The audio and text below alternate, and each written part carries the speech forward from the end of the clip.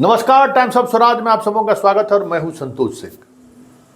और times of Swaraj में हम चर्चा कर रहे हैं मुजफ्फरपुर में अभी एक घटना घटी है। मुजफ्फरपुर के एक सुदूर प्रखंड के सुदूर गांव में बच्चे प्रार्थना कर रहे थे, उसी दौरान पीपल का पेड़ टूट कर गिर गया।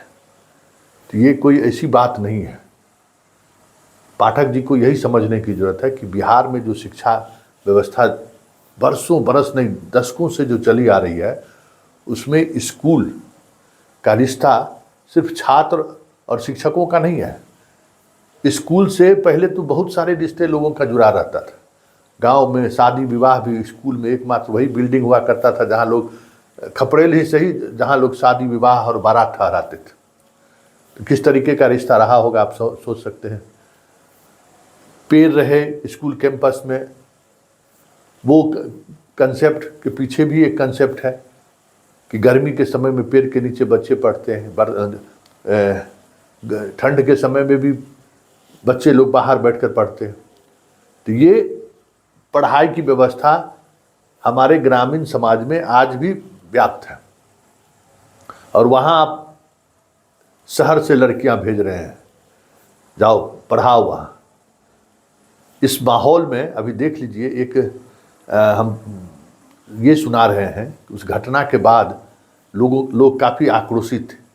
तो गांव के बुजुर्ग क्या कह रहे हैं ये जरा सुनिए, तब आप समझ सकते हैं कि शिक्षक छात्र और छात्र के अभिभावकों के बीच का किस तरीके का रिश्ता है। तो जरा पाठक जी उस गांव के एक बुजुर्ग की आवाज़ को आप गौर से सुनिए। पीपल के पेड़ गिरने की वजह से जो हादसा हुआ है उससे ग्रामीण काफ़ी गुस्से में था, यंग जनरेशन काफ़ी गुस्से में था। तो देखिए अभिभावक कैसे, बुजुर्ग अभिभावक कैसे समझा रहे हैं।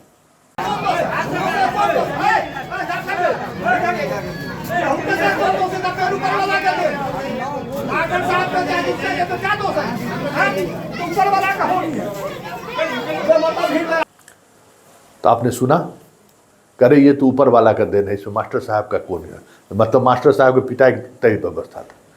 तो ये हमारी पढ़ाई की व्यवस्था है, ये हमारा एजुकेशन का एक सिस्टम है कि वो गांव के कई तरह की गतिविधियों का केंद्र हुआ करता है और आपको उन गतिविधियों के केंद्र के बारे में समझ होनी चाहिए। और प्राथमिक विद्यालय एक ऐसा विद्यालय है जिन विद्यालय के शिक्षक, अभिभावक और छात्र और गांव के लोगों के बीच एक अलग तरीके का रिश्ता होता है। और ये रिश्ता आप बाहर से भेजकर 15 किलोमीटर से मास्टर साहब पढ़ाने आए रहें, वो रिश्ता डेवलप नहीं कर सकता है। और वो रिश्ता अगर डेवलप नहीं करेगा तो फिर पढ़ाई का सवाल कहाँ है। आप उस तरीके से जुड़ ही नहीं सकते हैं, और जुड़ेंगे नहीं तो बच्चे आपसे के साथ नहीं आएंगे, बच्चे करेक्ट नहीं होंगे।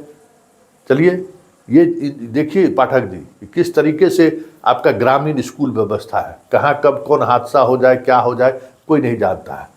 बाढ़ के समय में सारे लोग स्कूल पर ही आके लोग रखते हैं। कोई भी प्राकृतिक विपदा होता है तो लोग भागकर स्कूल पे ही शरण लेने के लिए आ जाते हैं। आज भी गांव की ये स्थिति है।